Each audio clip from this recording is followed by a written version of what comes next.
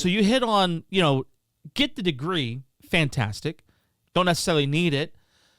But the important thing is you got to have a credential that says, hey, I am certified on this particular subject. And you got to be able to back it up through skills, and you got to be able to back it up through being able to talk and communicate.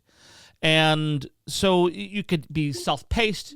You take your test, you pass it, and then what do? You forget it. A lot of people do that.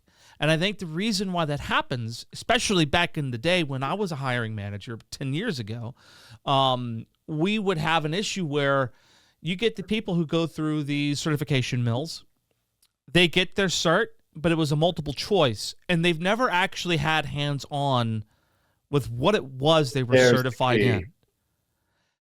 And the thing that makes Alta 3 courses so good, and as such, InfraOps Guild courses so good, is that these are entirely hands-on.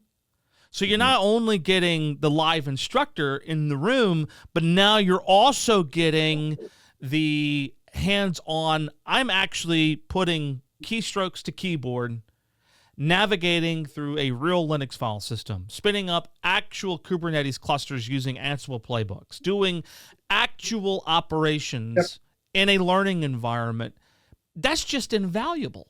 And when you compare this to something like a competitor product where you might be getting self-paced courses, do they provide the environment? Oftentimes, no. Yeah, that's just, or it's an environment that's almost filled out and it just needs one more command or something. And it's like, it's not the way the real world's going to be.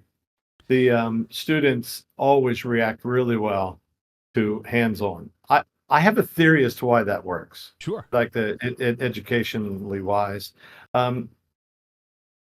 It's almost impossible to watch videos and get any kind of expertise from that.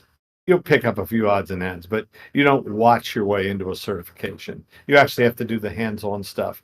But I think educationally what happens is when you're using your hands and you're thinking, what do I do next to solve some sort of a problem?